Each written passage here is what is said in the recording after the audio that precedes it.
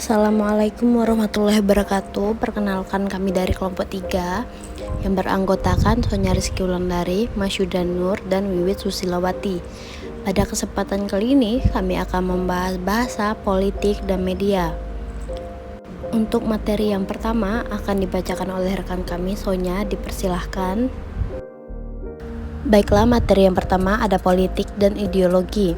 Politik, ideologi umumnya dihubungkan dengan keyakinan tentang organisasi masyarakat yang tepat dan bagaimana mencapai dan mempertahankan tujuan bahwa ini memerlukan. Apa yang mengejutkan tentang ini adalah bahwa keyakinan ini ditemukan untuk pola di antara orang-orang dengan cara yang dapat diprediksi.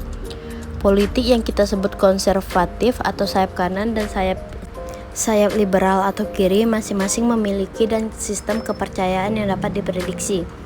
Formulasi perbedaan kiri kanan ini dan banyak lainnya mengandung dua aspek yang saling terkait, yaitu mengadvokasi versus menolak perubahan sosial atau berlawanan dengan tradisi, dan yang kedua menolak versus menerima kesertaraan.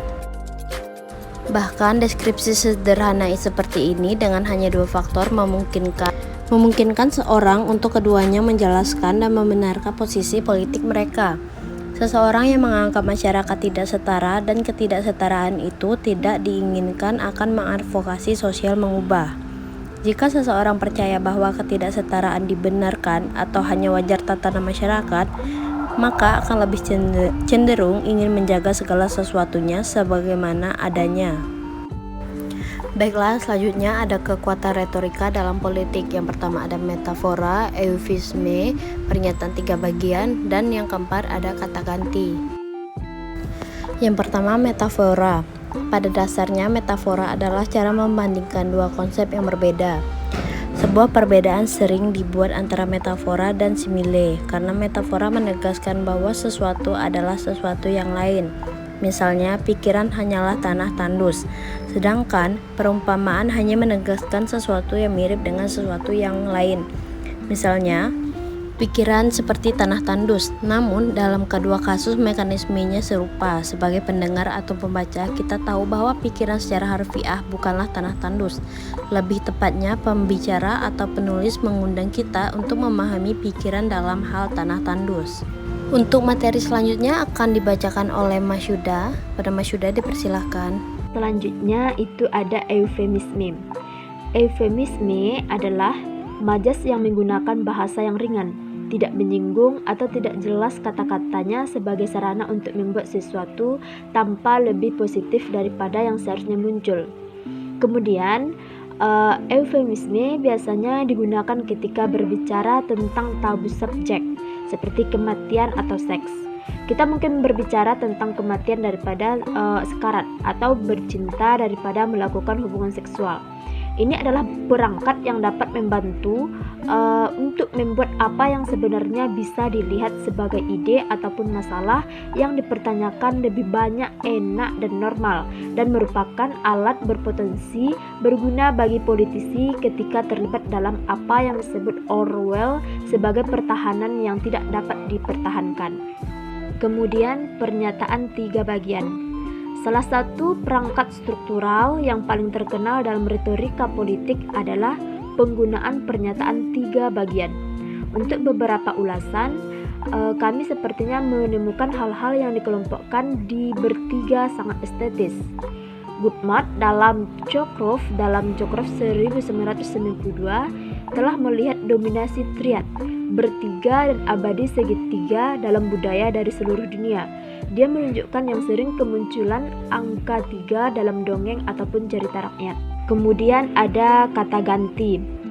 Untuk kata ganti, bahkan kata ganti itu yang digunakan pembicara politik untuk menyebutkan diri mereka sendiri atau mereka audiens dapat menjadi bagian penting dari pesan.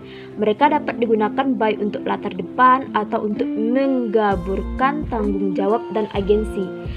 Satu penjelasan untuk pergeseran itu adalah dia menggunakan kita ketika fokus pidatonya relatif kontroversial karena tidak jelas siapa yang kami maksud, dan saya ketika dia berada di tempat yang lebih aman dan dingin dan ingin mengklaim tanggung jawab atas dasar positif yang prestasi.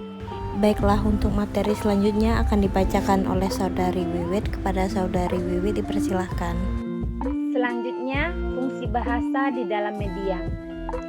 Media bertujuan untuk informasi, untuk hiburan, dan untuk pendidikan melalui berbagai program untuk sekolah, juga sebagai siaran universitas.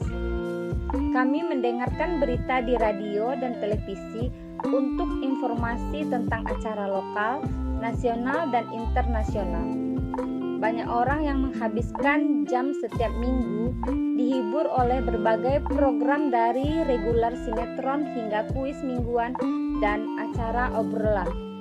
Terkadang, batasan menjadi kabur antara informasi dan hiburan, dan istilah baru telah diciptakan untuk merujuk pada program yang melayani kedua fungsi, infotainment, program satwa liar, doku-drama, dan semakin banyak acara bincang-bincang.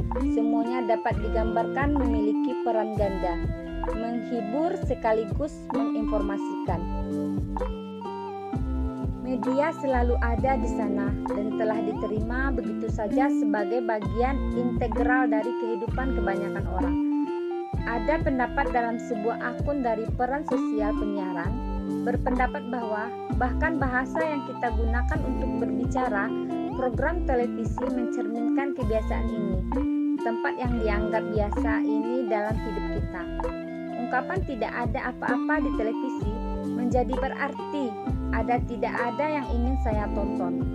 Daripada menggambarkan keadaan sebenarnya, di mana benar-benar tidak ada yang disiarkan jika Anda mengaktifkan feed Anda. Fakta bahwa dengan peningkatan siaran 24 jam dan banyak saluran, ada praktis selalu sesuatu di televisi sekarang cukup biasa-biasa saja untuk kebanyakan dari kami. Kemudian, partisipasi publik dalam media. Partisipasi publik dalam media ini dibagi menjadi dua. Pertama, ada beberapa ketidaksepakatan tentang apakah program ini memberikan kesempatan untuk debat yang lebih demokratis di media, atau apakah mereka memang mendepolitisasi isu-isu penting dengan menyajikan dalam format ini.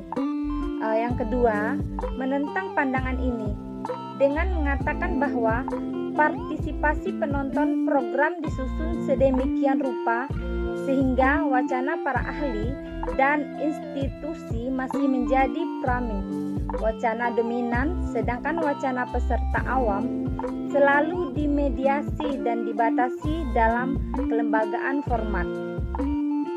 Sekian presentasi dari kelompok kami. Apabila ada kesalahan kata dan kekurangan materi, mohon dimaafkan.